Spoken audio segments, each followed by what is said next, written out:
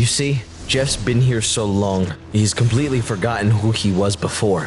His memories start with flashes from his transformation and the excruciating pain he felt throughout. To this day, he's never let us see his full form in the light. Apparently it's too hideous for even his friends to witness. This new body made Jeff confused, angry. He felt the hot rage flowing through him. It forced him to lash out. He'd attack anyone that crossed his path. He wanted to make the world feel the suffering he had to endure. That was back when the hotel was still open and filled to the brim with esteemed guests, so he had plenty of victims to choose from. But no matter how powerful he got, no matter how many people he hurt, he couldn't feel the sadness inside. He was lonely, incomplete. Me? I remember everything. I worked valet at the hotel, taking all the fanciest cars for a joyride around town. When nobody was watching, I'd steal cash from the register, hundreds of dollars. Back when that was somebody's entire net worth. I'd even break into the guest rooms and confiscate all their valuables, anything to make a buck. I was the lowest of the low. But eventually, I was caught by our hotel manager, Mr. Pennybags. I thought at worst he'd just turn me over to the police. But a cheap, spiteful man as powerful as Mr. Pennybags had a much darker punishment in mind. He performed an evil ritual, one I assume that was very similar to those performed on all the other entities in this hotel. He placed a hex on me, a curse that transformed my body and mind. I was no longer anything human. I was El Goblino. The transformation only made my greed worse. All I could think about was wealth and gold. It consumed me. And now that I was a monster, I didn't exactly have to be sneaky about it. I could just take whatever trinkets I desired by force. Yet, I didn't feel the same rush I did as a man. No matter what I stole, no matter how much wealth I hoarded, I was unfulfilled. It was like an awful itch I couldn't scratch. I was miserable. That's where Bob comes in. He worked at the hotel's gift shop, sweeping floors, stocking the shelves, and attending to all the guests' needs. And we know his name was Bob because that's what his hat said. He wore that ugly thing every day. He wasn't like us. He was kind and good at his job. The guests loved him so much his tip jar would end up overflowing with money. He was foolish to leave it out so proudly. Boy, he was right there for the taking. This would be my biggest haul yet. Surely that would be enough to quench the greed inside me. Now was my time to strike. This should be it. I finally earned enough to afford that ring I've been eyeing for so long.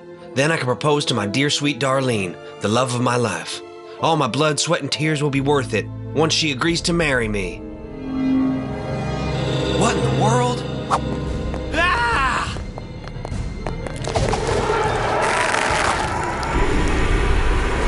Hey, hombre, find your own score.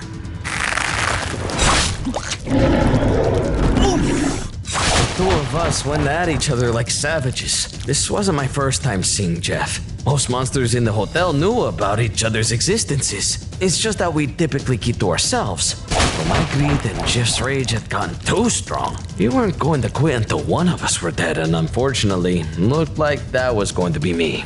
Jeff had been converted much longer than me, so naturally he was more powerful. I didn't stand a chance. But just when it seemed like it was all over... No, stop!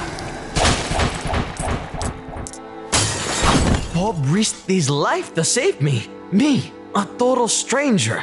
And a monster at that. Oi, what'd you do that for, hombre? You got some kind of death wish or something? I just couldn't stand there and watch you die. I had to help. But I'm a monster. Evil to the core.